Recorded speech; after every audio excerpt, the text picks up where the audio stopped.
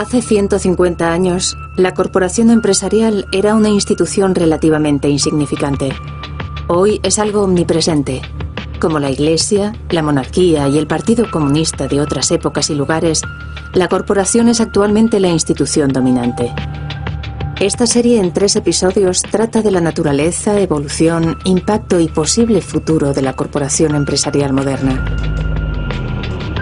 Teniendo en cuenta su limitado poder legal, ¿cómo es posible que la corporación haya logrado tan extraordinario poder e influencia sobre nuestras vidas?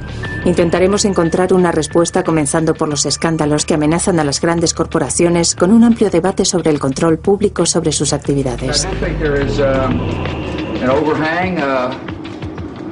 Over the market of distrust. Listen, 95% or some percent, huge percentage of the business community are honest and reveal all their assets and got compensation programs that are balanced. But there are some bad apples. El debate surgido en los medios de comunicación sobre los principios básicos de funcionamiento del mundo corporativo se ha convertido en el juego de seguir al líder. I still happen to think the United States is the greatest place in the world to invest. We have some shakeups that are going on because of a few bad apples.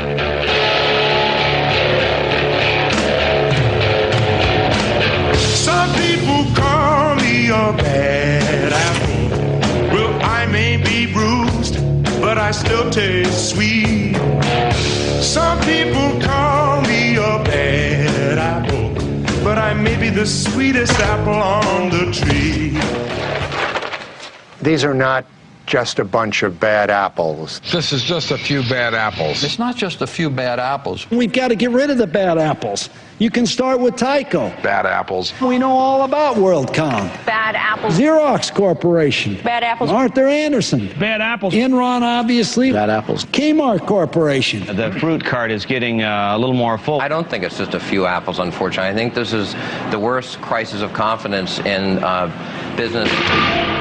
¿Qué les está pasando a las manzanas? ¿Podríamos elegir una metáfora mejor para describir a la institución dominante de nuestra era?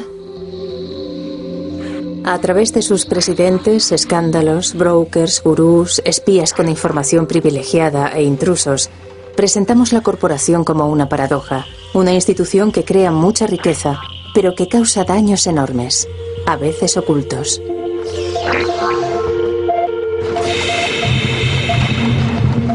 The Corporation, instituciones o psicópatas.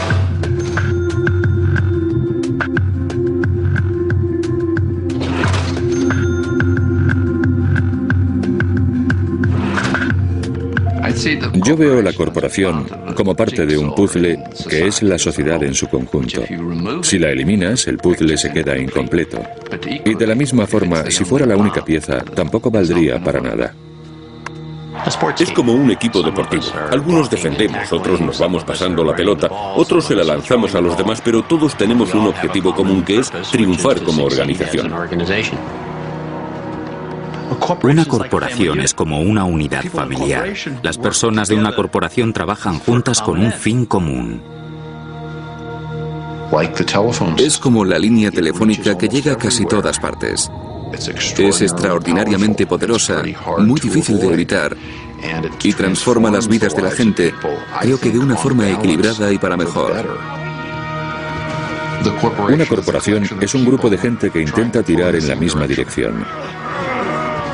El águila, elevándose con una visión clara, competitiva, preparada para lanzarse. Pero no es como los buitres. Es noble, visionaria, majestuosa. La gente puede creer e inspirarse en ella y en su forma de remontar el vuelo. Creo que podría ser un buen logotipo para una compañía con buenos principios.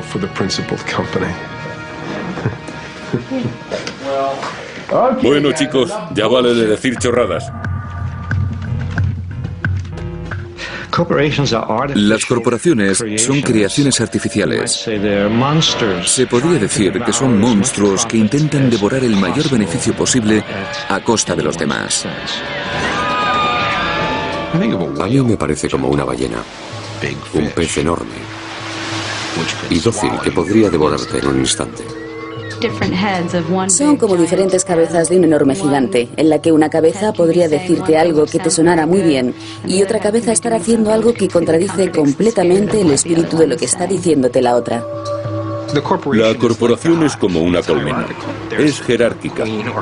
Hay una reina o un presidente, pero todos los zánganos sirven a los intereses del colectivo.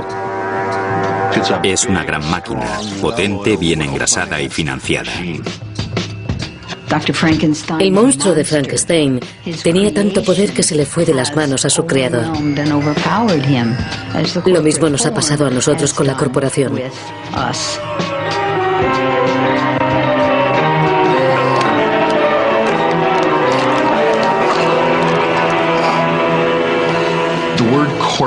La palabra corporación suele vincularse casi siempre en un sentido peyorativo a la palabra agenda. Y se suele oír mucho mencionar lo de la agenda de las corporaciones como algo malévolo, como si se tratara de una agenda que intenta controlar el mundo.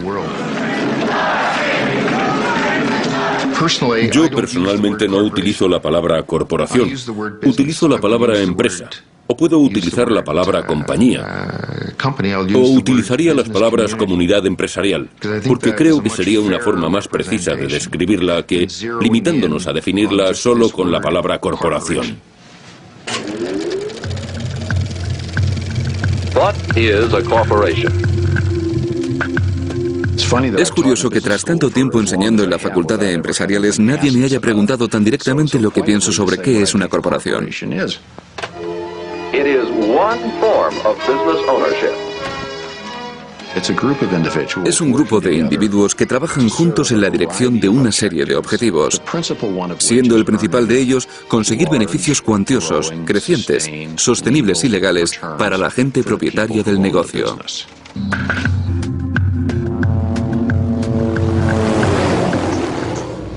La corporación moderna surgió en la era industrial. Esta era empezó en 1712, cuando un hombre inglés llamado Thomas Newcomen inventó una bomba impulsada por vapor que bombeaba agua dentro de una mina de carbón en Inglaterra para que los mineros pudieran emplear el tiempo en conseguir más carbón en lugar de tener que estar sacando el agua cubo a cubo. Se daba más importancia a la productividad, se conseguía más carbón por hora de mano de obra. Así comenzó la era industrial. Luego lo que se buscó fue más acero por hora de mano de obra, más tejidos, más automóviles por hora de mano de obra y hoy son más microprocesadores y más chismes por hora de mano de obra. El sistema es básicamente el mismo, solo que hoy se producen productos más sofisticados. El papel de dominio de las corporaciones en nuestras vidas es algo que viene prácticamente del siglo pasado. En origen, las corporaciones eran asociaciones de personas constituidas legalmente por un Estado para realizar una determinada función. Como un grupo de personas que querían construir un puente sobre el río Charles o algo parecido. En los inicios de la historia de Estados Unidos había muy pocas corporaciones constituidas y las pocas que existían tenían unas estipulaciones muy claras en sus escrituras de constitución emitidas por el Estado, como durante cuánto tiempo podían estar en funcionamiento, la cantidad de capital, lo que hacían o mantenían, carreteras o lo que fuera. Todo estaba en su estatuto y se limitaban a hacer nada más que eso. No tenían propiedad, ni podían ser propietarios de otras empresas. Sus accionistas eran responsables. Tanto a nivel legal como social, la corporación se consideraba una entidad subordinada y era como un regalo para la gente, puesto que servía al bien público. Ahí está la historia y no debemos engañarnos. No es que aquellos fueran los días felices en los que todas las corporaciones servían al bien público, pero sí que podemos aprender de la historia. La guerra civil y la revolución industrial supusieron un crecimiento enorme para las corporaciones. Se produjo una explosión de empresas de ferrocarriles que obtenían subsidios estatales, bancos, grandes fábricas. Los abogados de las corporaciones se dieron cuenta hace un siglo y medio que necesitaban más poder para seguir funcionando y querían eliminar algunas de las barreras que se habían puesto históricamente a la corporación. La 14ª enmienda, aprobada al final de la Guerra Civil, garantizaba los mismos derechos a las personas negras que a las blancas. Decía que ningún Estado podía privar a ninguna persona de su vida, libertad o propiedad sin el debido proceso legal. Esta ley se promulgó con la intención de evitar que los Estados quitaran la vida, la libertad o la propiedad a las personas negras, como habían hecho durante gran parte de la historia. Pero lo que pasó es que los abogados de las corporaciones, que eran muy listos, llegaban a los tribunales y decían: no se puede privar a una persona de su vida, su libertad o propiedad, pues nosotros somos una persona, una corporación es una persona, y el Tribunal Supremo lo admitía. Y lo más absurdo de todo esto es que la 14ª enmienda estuviera pensada para proteger a los esclavos recién liberados. Porque, por ejemplo, entre 1890 y 1910 se realizaron 307 juicios relacionados con la 14ª enmienda, de los cuales 288 fueron entablados por corporaciones y solo 19 por personas afroamericanas.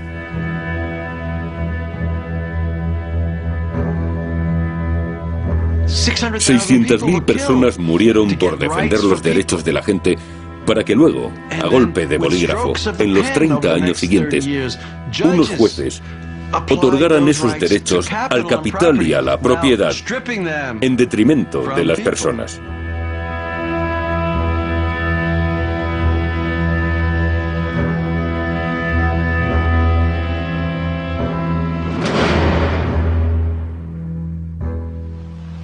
Everybody makes a mistake once in a while, but I just can't be personally responsible. That's one of the weaknesses of a partnership, isn't it, Sid? Well, maybe you better incorporate the store. Incorporate? Yes. Incorporating would give you the big advantage of what you want right now. Limited liability. You start with a group of people who want to invest their money in a company. Then these people apply for a charter as a corporation. This government issues a charter to that corporation. Now that corporation operates legally as an individual person. It is not a group of people. It is under the law a legal person. Imperial Steel Incorporated has many of the legal rights of a person. It can buy and sell property. It can borrow money. It can sue in court and be sued. It carries on a business. Imperial Steel, along with thousands of other legal persons, is a part of our daily living. It is a member of our society. Después de adquirir los derechos y las protecciones legales de una persona, ahora nos preguntamos, ¿qué tipo de persona es una corporación? A las corporaciones se les otorgaron derechos como si fueran personas inmortales. Son un tipo especial de personas, personas que no tienen conciencia moral. No son como los seres humanos de los que esperas que se preocupen por los demás y cosas así. Estas personas son un tipo especial diseñadas por la ley para que solo se preocupen de sus accionistas y no del resto de las personas que se ven afectadas por ellas, como la sociedad, los empleados y demás. Los grandes problemas que surgen al tener ciudadanos corporativos se debe a que no son como el resto de nosotros. Como se supone que dijo el barón Thurlow en Inglaterra, no tiene alma que salvar ni cuerpo que encarcelar. Creo que el error que comete mucha gente cuando piensa en las corporaciones es que se creen que las corporaciones son como nosotros. General Electric es un hombre viejo y amable con muchas historias. Nike. Joven. Con energía. Microsoft.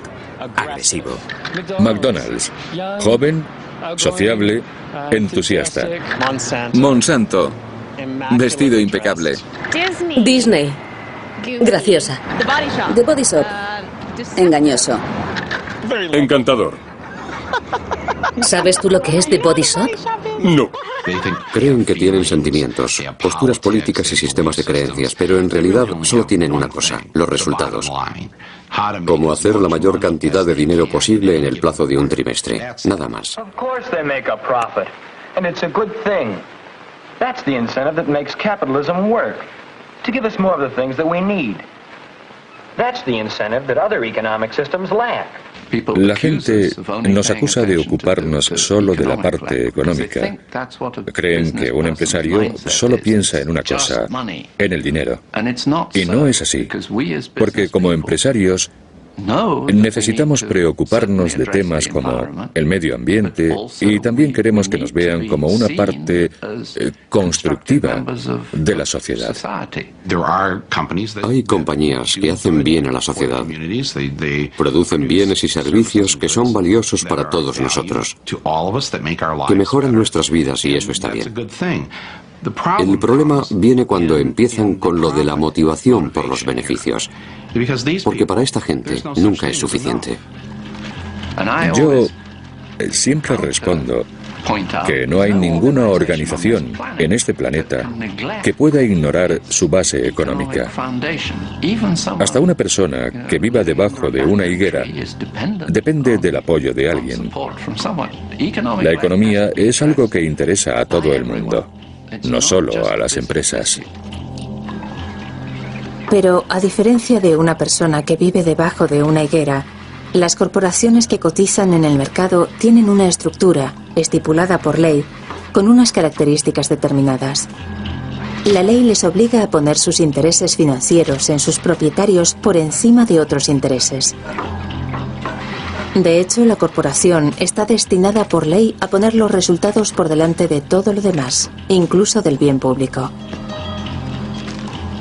Esa no es una ley de la naturaleza, sino una decisión muy específica. De hecho, es una decisión judicial. Les preocupa solo el beneficio a corto plazo de sus accionistas, que además son un grupo pequeño. Prácticamente la mitad de las acciones están en manos de un 1% de la población y un 80% de la población es propietaria de solo un 4% de las acciones. Salir a bolsa y que sea una compañía pública tiene muchas ventajas, pero no te deja tiempo para reflexionar. Tiene que maximizar sus beneficios y, por lo tanto, todo es legítimo en la búsqueda de ese objetivo. Todo no se reconoce, pero es así. ¿A quién deben ser leales estas compañías? ¿Y qué significa la lealtad? Pues creo que ese concepto es un tanto ingenuo, ya que las corporaciones siempre han estado obligadas consigo mismas para crecer y obtener más beneficios.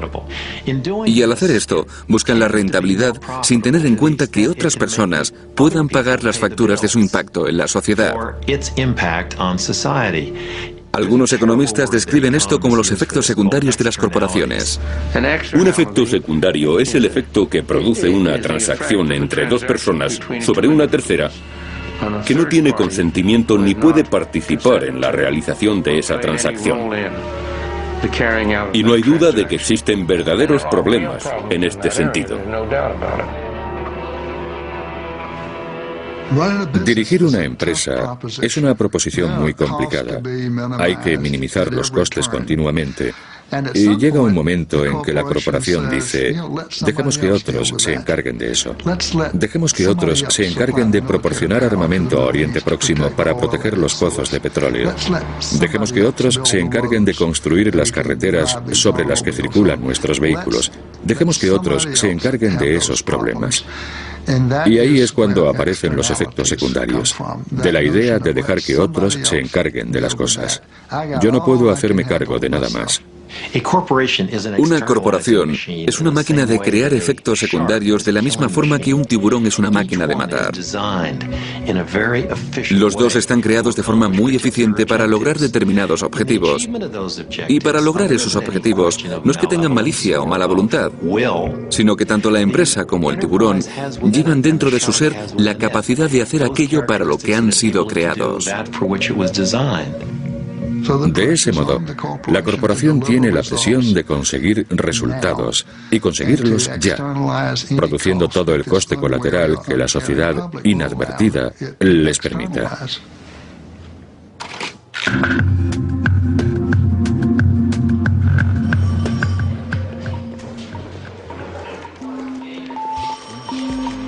Para definir esta mentalidad de la corporación que provoca tantos efectos secundarios dañinos, podemos analizarla como lo haría un psiquiatra con su paciente. Incluso hasta podemos formular un diagnóstico basándonos en casos típicos de daños que se hayan producido, seleccionándolos en el universo de la actividad corporativa.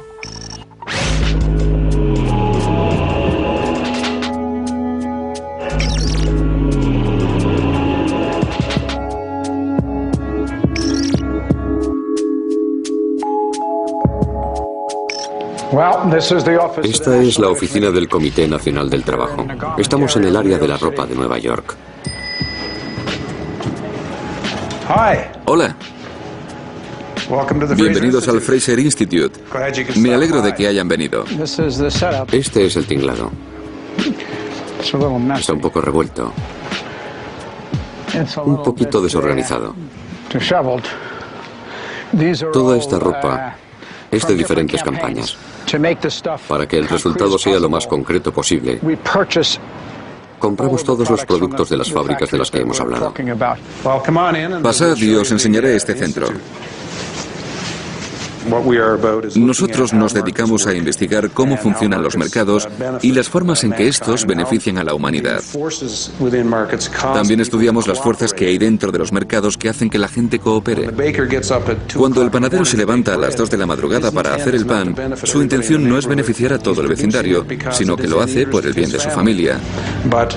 Pero, al mismo tiempo, está beneficiando a la sociedad. Y así ocurre con toda la producción económica, en la que a partir de un motivo egoísta se produce un beneficio a la sociedad. Esta camiseta se vende por $14.99. Las mujeres que la hicieron recibieron 3 céntimos. Chaquetas de Liz Claiborne hechas en El Salvador. Las chaquetas cuestan $178. Los trabajadores que la hicieron recibieron 74 céntimos por chaqueta. Estéreos Alpine para coches, 31 céntimos a la hora. No son solo las zapatillas, no solo es la ropa, es todo. En cierto sentido, el trabajo del Fraser Institute es hacer preguntas que la gente hubiera preferido no preguntar.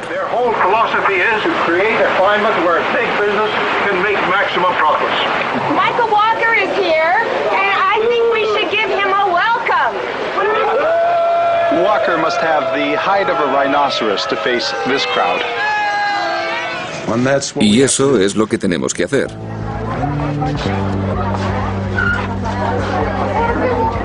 Do you have a chance to go to school?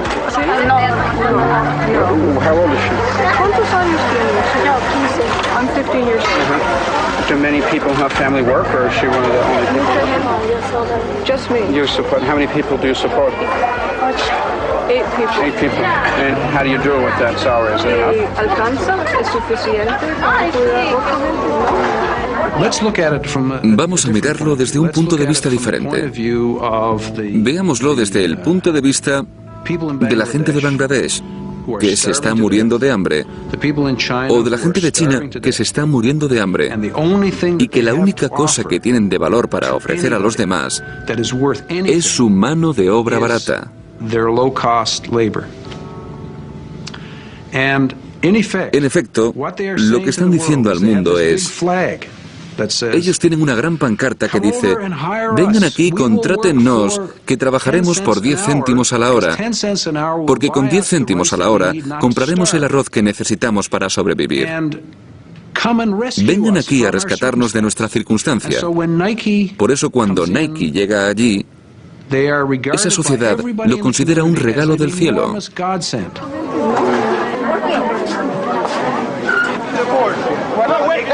You not have any of the protection to be here. The door was wide open. No. That's my clothes. Those are my clothes. No, this is not your clothes. Where's your camera? Let's leave. Don't touch the woman. Okay, why? Okay. This is a private company. Yes. Without permission, how can you come in? Well, the door was wide open, and door is wide open for the employees, not for you. Nos pasamos por un vertedero de basura en República Dominicana para escarbar. Siempre solemos hacer este tipo de cosas.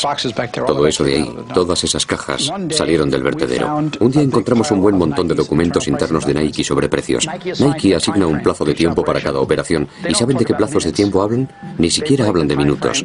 Dividen el plazo de tiempo en 10 milésimas de segundo. Y cuando llegas al final de las 22 operaciones, los trabajadores disponen de 6,6 minutos para hacer una camiseta. En República Dominicana pagan pagan 70 céntimos a la hora, por lo que 6,6 minutos es igual a 8 céntimos. Estos son documentos de Nike. Los salarios suponen un 0,3% del precio de venta. Esta es la realidad, es la ciencia de la explotación.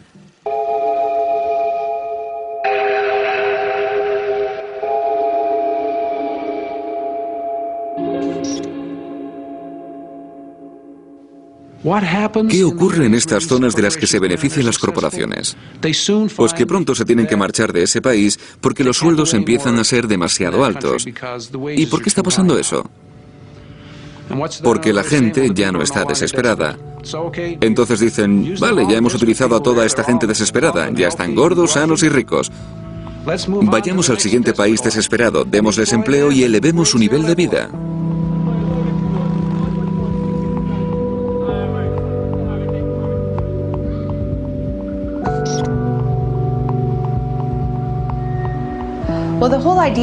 La idea que hay en relación con las zonas francas industriales es que serán un primer paso hacia un maravilloso nuevo desarrollo. Mediante la inversión que esos países atraen, se producirá una mejora progresiva del nivel de vida en todas sus capas sociales. Pero como ahora hay tantos países interesados en crear estos enclaves del libre comercio, tienen que seguir proporcionando más y más incentivos a las compañías para que metan su dinero en sus mercados desnacionalizados, ofreciendo cada vez más incentivos fiscales. Por lo que los trabajadores raramente ganan suficiente dinero para pagarse las 3 comidas del día y ni mucho menos para alimentar la economía local.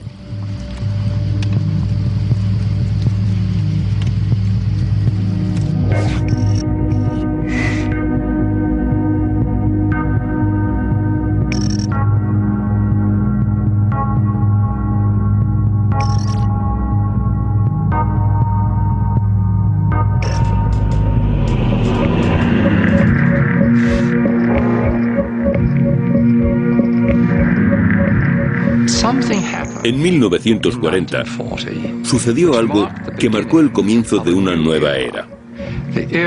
La era de la capacidad de sintetizar y crear a una escala ilimitada nuevos compuestos químicos que nunca se habían visto antes en el mundo.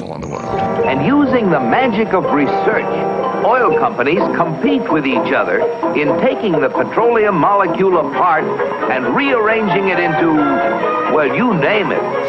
Y de repente se hizo posible producir cualquier sustancia química sintética, sustancias que no se habían visto nunca en el mundo, para cualquier fin y sin prácticamente coste alguno. Fabrics, toothbrushes, tires, insecticides, cosmetics, weed killers.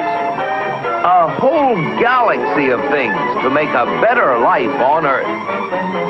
Por ejemplo, si querías podías ir a un químico y decirle, mire, quiero un compuesto, por ejemplo un pesticida que aguante a lo largo de la cadena alimenticia, pero no quiero tener que renovarlo continuamente. Así que haga que sea relativamente indestructible. Entonces él iba y ponía 2 moléculas de benzina en la pizarra, le añadía un cloro por aquí y otro por allá y así es como se hizo el DDT.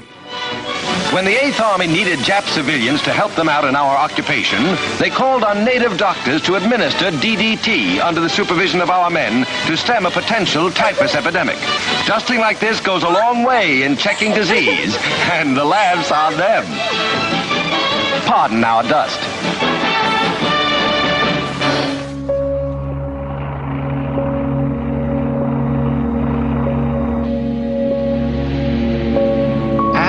Según ha ido creciendo la era petroquímica, han empezado a surgir señales de que estas sustancias químicas podrían representar un peligro. Los primeros datos eran triviales y anecdóticos, pero gradualmente los resultados empezaron a acumularse hasta el punto de que ahora sabemos que los compuestos químicos sintéticos que han inundado nuestro lugar de trabajo, nuestros productos de consumo, nuestro aire, nuestra agua, producen cáncer, malformaciones en los recién nacidos y otros efectos tóxicos.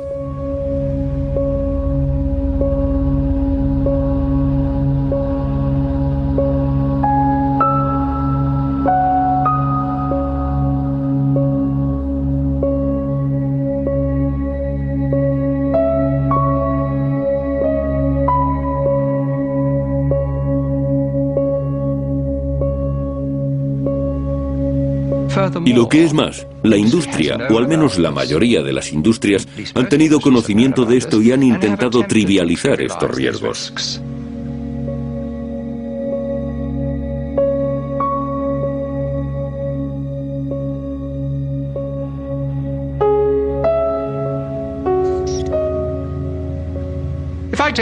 Si cojo una pistola y le disparo, esto es un crimen. Y si le expongo a compuestos químicos que sé que le van a matar, ¿qué diferencia hay? La diferencia es que tardo más en matarle. Nos encontramos en medio de una gran epidemia de cáncer. Y no tengo la menor duda, y tengo una base de documentación para afirmar que la industria es en gran parte responsable por esta arrolladora epidemia de cáncer, en la que 1 de cada 2 hombres y 1 de cada 3 mujeres enfermarán alguna vez de cáncer durante su vida.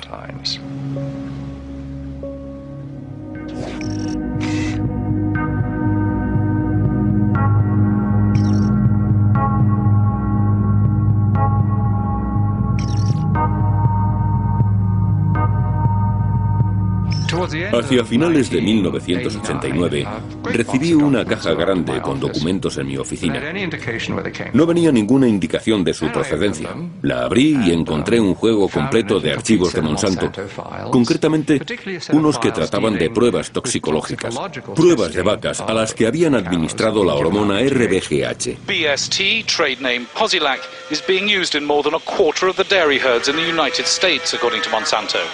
The milk has been drunk by a large portion of the American population since the Food and Drug Administration declared it safe for both cows and humans 4 years ago. Y en ese momento Monsanto estaba diciendo, no hay evidencias de ningún tipo de efectos adversos y no estamos utilizando antibióticos. Esto claramente demostró que habían mentido descaradamente.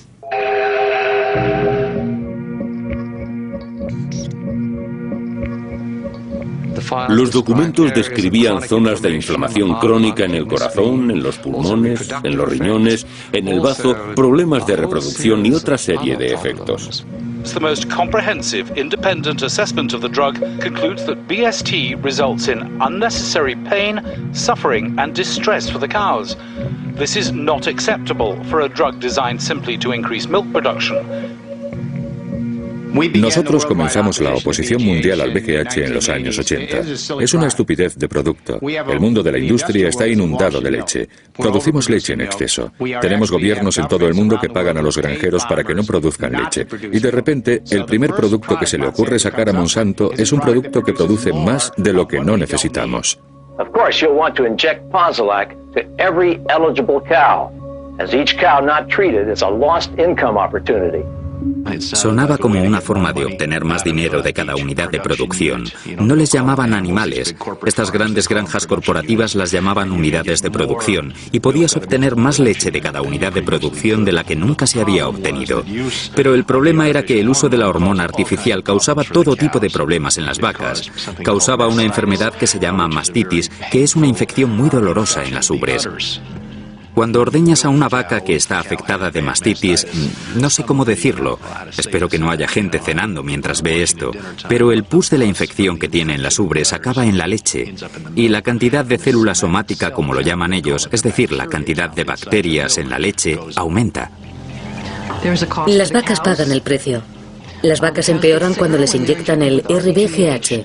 Les inyectan antibióticos y ahora la gente está consumiendo antibióticos a través de la comida. Y sabemos que eso está contribuyendo a que las bacterias y las enfermedades se hagan resistentes a los antibióticos. Y sabemos que tenemos un problema, porque una persona puede ir a un hospital, sufrir una infección bacteriana y que al no poderla curar se muera. Eso significa tener un problema.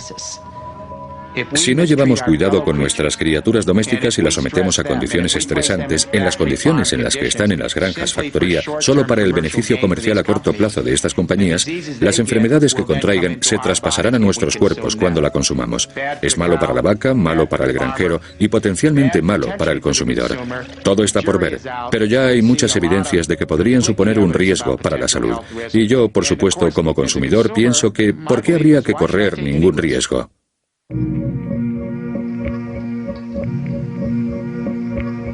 Las vacas de las granjas factoría no son las únicas víctimas de los productos de Monsanto. Grandes áreas de Vietnam fueron deforestadas por el ejército de Estados Unidos utilizando un agente químico de Monsanto, el agente naranja.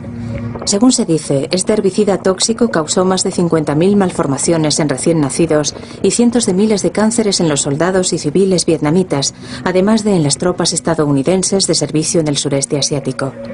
A diferencia de las víctimas vietnamitas, los veteranos norteamericanos del Vietnam expuestos al agente naranja pudieron demandar a Monsanto como causante de sus enfermedades. Monsanto llegó a un acuerdo extrajudicial, pagando casi 80 millones de euros de la época por los daños, aunque nunca admitieron su culpa.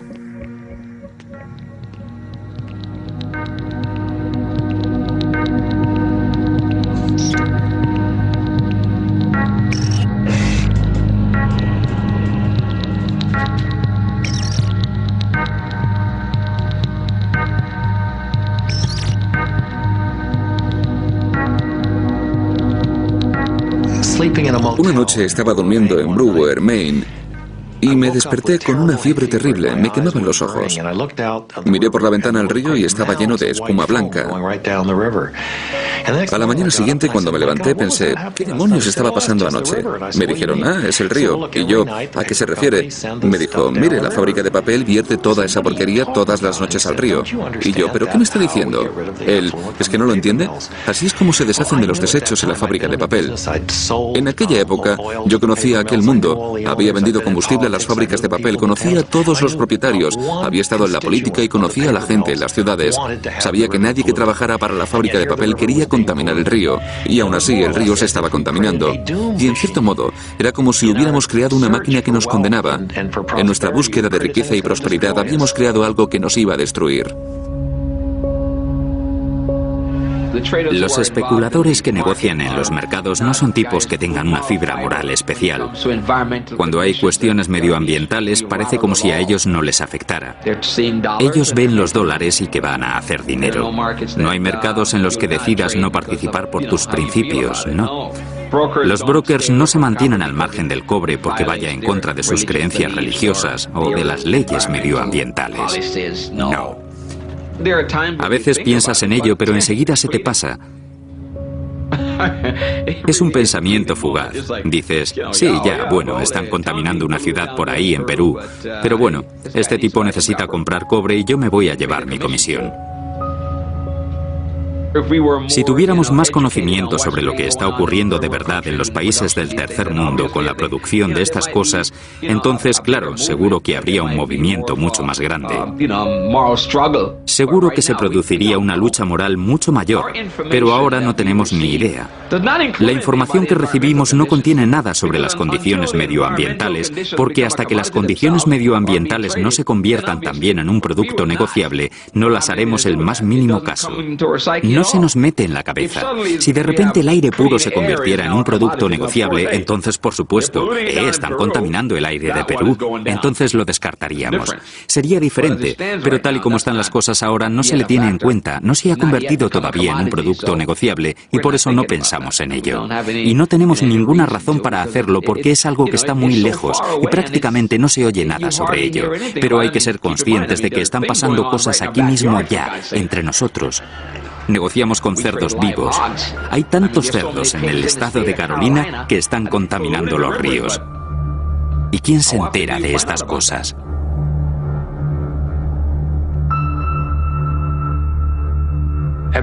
En Multinational Monitor hemos confeccionado una lista de las corporaciones más criminales de los años 90, revisando todas las multas penales pagadas por las corporaciones durante la década. Exxon se declaró culpable en relación con los cargos penales federales del vertido de El Valdez y pagó unos 120 millones de euros de multa. General Electric fue encontrada culpable de fraude al gobierno federal y pagó una multa de unos 9 millones de euros. Chevron de infracciones medioambientales y pagó una multa de 6 millones de euros. Mitsubishi por la ley antimonopolio más de 1,5 millones de euros. IBM por exportaciones ilegales pagó casi 7 millones de euros. Kodak culpable por infracciones medioambientales gubernamentales. Pfizer, fabricante de fármacos, culpable por infringir la ley antimonopolio. Odwalla, culpable por infracciones en temas de sanidad y consumo. Sears, culpable. Blue Cross Blue Shield, culpable.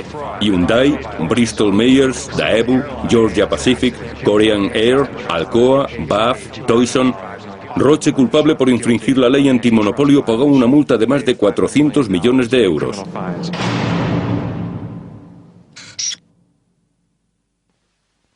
Una vez más, nos enfrentamos al problema de si el hecho de obedecer la ley o no sale o no económico.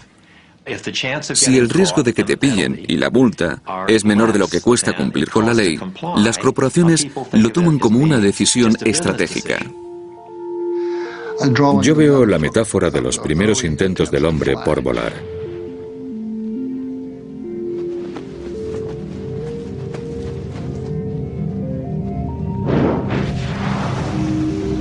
El hombre que se tiraba desde un acantilado muy alto con su aeroplano batiendo las alas. Al pobre loco que le daba el viento en la cara se creía que estaba volando, pero en realidad iba en caída libre, solo que no lo sabía, porque el suelo estaba muy lejos. Pero, por supuesto, estaba condenado a estrellarse. Así es como veo yo a nuestra civilización. El gran acantilado representa los recursos prácticamente ilimitados que parece que tenemos cuando comenzamos este viaje. El aparato no vuela porque no está construido conforme a las leyes de la aerodinámica y está sujeto a la ley de la gravedad. Nuestra civilización no vuela porque no está construida conforme a unas leyes de la aerodinámica que permitan volar a las civilizaciones. Y por supuesto, el suelo está muy lejos, pero hay quienes ya han visto que nos estamos acercando al suelo antes que el resto de nosotros. Los visionarios lo han visto y nos han dicho que estamos acercándonos. No hay ni una sola revista científica especializada que se haya publicado en los últimos 25 años que contradiga este escenario. Todos los sistemas vivos de la Tierra están en decadencia. Todos los sistemas que mantienen la vida en la Tierra están en decadencia. Y estas dos cosas componen la biosfera, la cual mantiene y alimenta toda la vida, no solo la nuestra, sino quizá unos 30 millones de especies más que comparten el planeta con nosotros.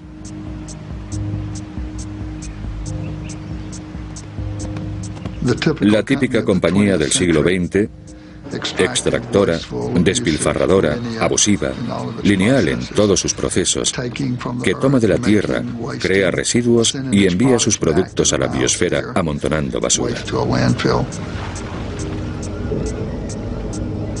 Me sorprendió mucho saber cuánto tiene que producir la tierra a través de nuestro proceso de extracción para generar $1 de ingresos para nuestra compañía. Cuando lo supe, me quedé pasmado.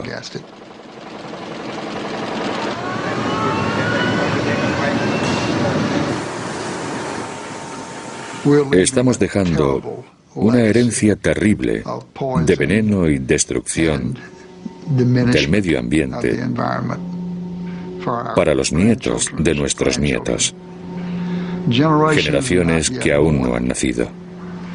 Algunas personas llaman a esto tiranía intergeneracional, una forma de impuesto sin contrapartida que impondremos a las generaciones venideras.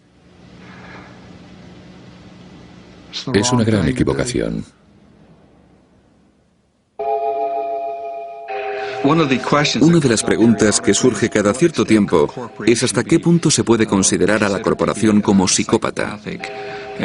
Si tomamos la corporación como una persona legal, puede que no sea tan difícil comparar esa psicopatía del individuo con la posible psicopatía de la corporación. Podríamos analizar una por una las características que definen a esta patología en particular y ver si son aplicables a las corporaciones.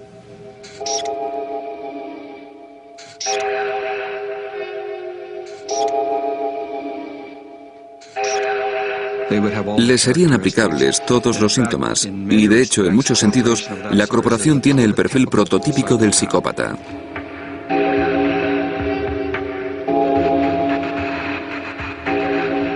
Si la institución dominante de nuestro tiempo ha sido creada a imagen de un psicópata, ¿quién tendrá la responsabilidad moral de sus acciones? ¿Puede tener opiniones morales un edificio? ¿Puede tener un edificio responsabilidades sociales? Si un edificio no puede tener responsabilidad social, ¿qué significa decir que la puede tener una corporación? Una corporación es simplemente una estructura legal artificial. Pero la gente que participa en ella, sean sus accionistas, sus ejecutivos o sus empleados, todos ellos tienen responsabilidades morales.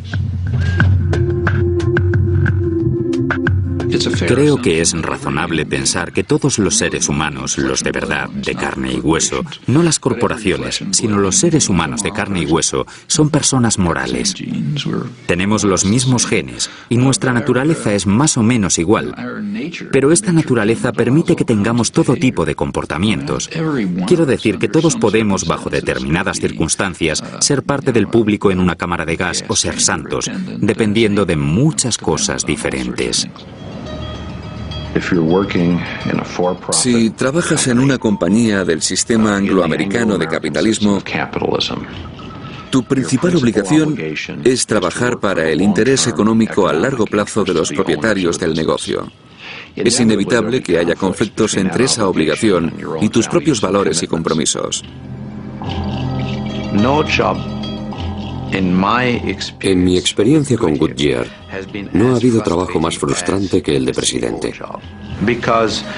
Porque aunque lo que parece es que tienes un poder absoluto para hacer lo que quieras, la realidad es que no tienes ese poder y a veces, si tuvieras verdaderamente mano libre, si de verdad hicieras lo que quisieras, según lo que pensaras, y fueran tus prioridades personales, harías las cosas muy diferentes. Pero a pesar de ser presidente, no puedes hacerlo. Los despidos son algo tan generalizado que la gente tiende a creer que los presidentes toman esas decisiones sin ningún tipo de consideración de las consecuencias humanas que suponen sus decisiones. Pero un presidente nunca toma estas decisiones a la ligera. Es una decisión difícil. Pero es consecuencia del capitalismo moderno. Analizar una corporación es como analizar al propietario de un esclavo. Tienes que distinguir entre la institución y el individuo.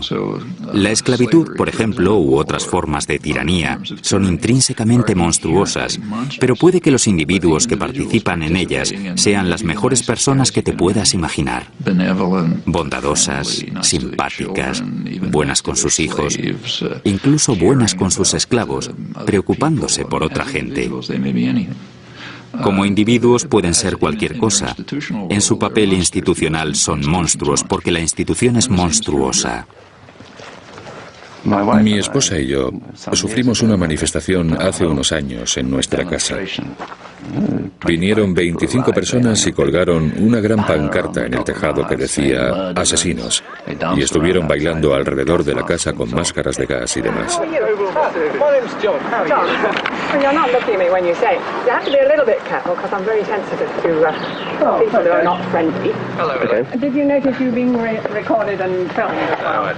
No. Well, you'll see yourself on television. But it'd be polite to have mentioned, wouldn't it? I mean, here we are. We're not polite, this. This is a corporation which is funding directly police, which this corporation has admitted. Who is a corporation? A corporation is an organisation of individuals, and this individual is part of that corporation. So he's responsible for the actions. Como manifestación pública no fue muy efectiva por el hecho de que vivimos en medio del campo, somos 2 personas y un perro, y la casa no es muy grande, que es algo que creo que les sorprendió bastante. Pero luego nos sentamos y hablamos con ellos durante un par de horas. Les dimos té y café y estuvieron comiendo en nuestro césped.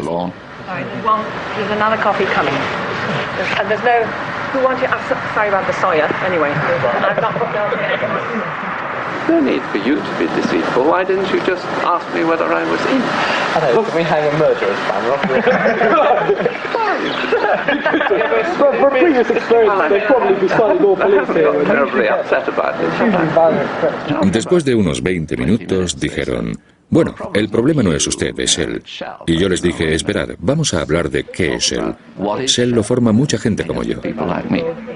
Al final de la discusión, encontramos que todas las cosas de las que ellos estaban preocupados también me preocupaban a mí. El clima, los regímenes opresivos, los derechos humanos.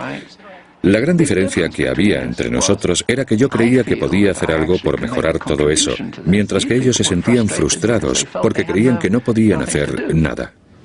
Digamos que a un presidente puede importarle mucho el medio ambiente y, puesto que cuentan con tan extraordinarios recursos, puedan desviar a algunos a eso sin incumplir su responsabilidad de ser totalmente inhumano. Todo ello, por supuesto, dentro de unos límites. La institución solo les permite una determinada cantidad.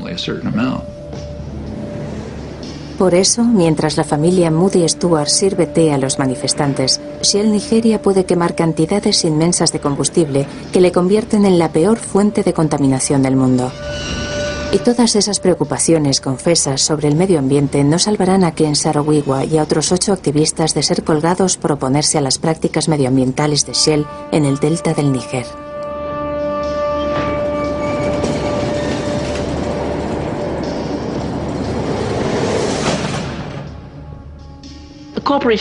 La corporación no es una persona y no piensa. La gente que trabaja en ellas piensa, y para ellos es legítimo crear tecnología suicida. Y los granjeros no pueden sembrar sus semillas, porque estas semillas se destruyen a sí mismas mediante un gen suicida. Estas semillas están diseñadas para producir cosecha una sola temporada. Hay que tener verdaderamente una mente cruel. Pensar así es incluso una guerra contra la evolución. Pero está claro que los beneficios son para ellos la prioridad. The profit motive, which drove Futsi to accomplish so much, may bring out the evil as well as the good. Hello? Hi, I'm Michael Moore, the Roger and Me guy. I make over 6 figures a year. I guess you could say I'm doing pretty well. The fact that most of these companies... El hecho de que la mayoría de estas empresas sean dirigidas por hombres blancos y ricos significa que están fuera de contacto con la realidad de lo que es el mundo. Porque la mayoría de este planeta no somos un montón de tipos blancos ricos. Hay gente de otros colores y son la mayoría. Las mujeres son mayoría y los pobres, de clase trabajadora, son también la mayoría en este planeta. Por eso, al tomar sus decisiones, no parten de la realidad que existe en todo el mundo. How much is enough? You know, how much is enough? If you are a billionaire, would it be okay just to be a half a billionaire? Wouldn't it be okay for your company to make a little less money if it meant... Cuando compré esos 2 billetes de avión para Phil Knight y para mí, para ir a Indonesia, creía que me iba a decir, de acuerdo, vamos. Oh, no, not a chance. Huh? Not a chance. No? No, but they're transferable. I can change it to another day. No. And call me on it. Call my bluff. Yo pensaba que me iba a decir que era un farol. Es un tipo listo, no es ningún estúpido, así que pensé, ya verás. Sobre todo porque había comprado billetes en primera clase, así que al menos iba a ser un vuelo muy confortable. Y de repente me suelta delante de la cámara. I've never been to Indonesia. Me quedé desconcertado, no me lo podía creer. Este tipo es el jefe de la compañía y ni siquiera ha visto nunca sus propias fábricas.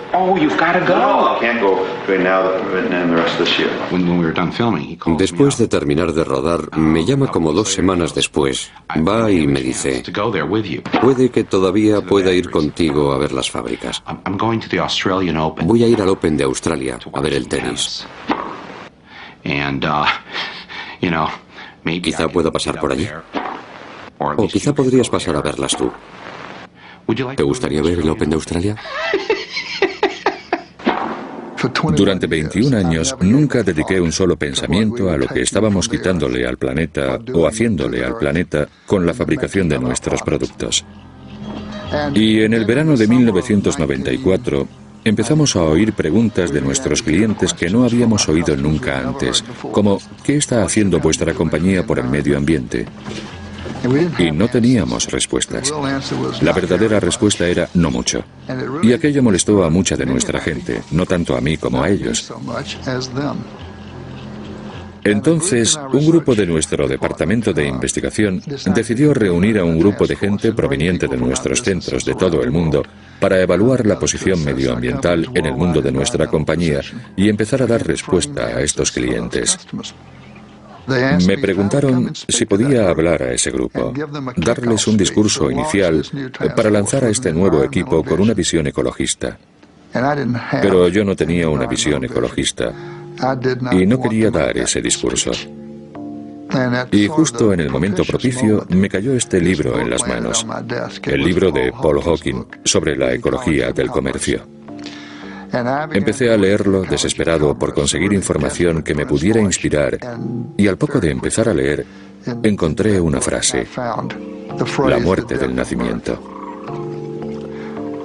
Era una expresión de E.O. Wilson a propósito de la extinción de las especies, la muerte del nacimiento. Fue como si se me clavara una lanza en el pecho. Seguí leyendo y la lanza fue entrando más hondo y se convirtió en una experiencia iluminadora, un cambio total de mentalidad y de paradigma.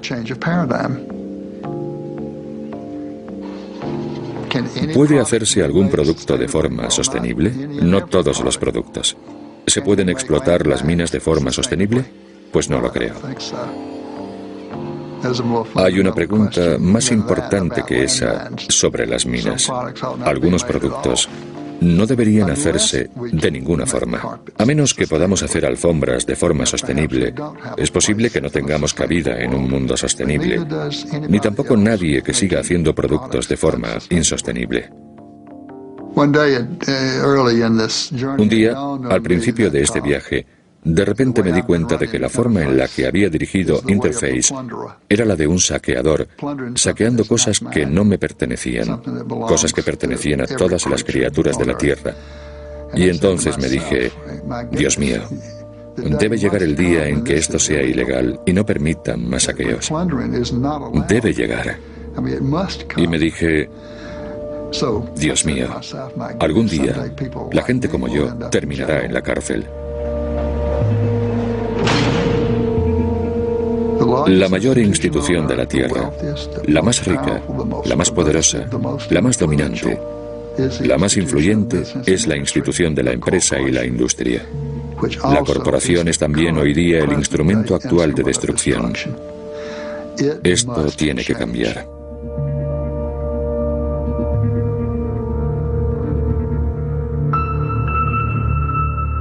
En el próximo episodio, la segunda parte, analizaremos la determinación de la corporación por extenderse y poseer todo lo que toca, desde la conciencia del público en los medios de comunicación hasta la mente indefensa de un niño. Desde los confines de la atmósfera hasta las más íntimas profundidades de nuestro ADN.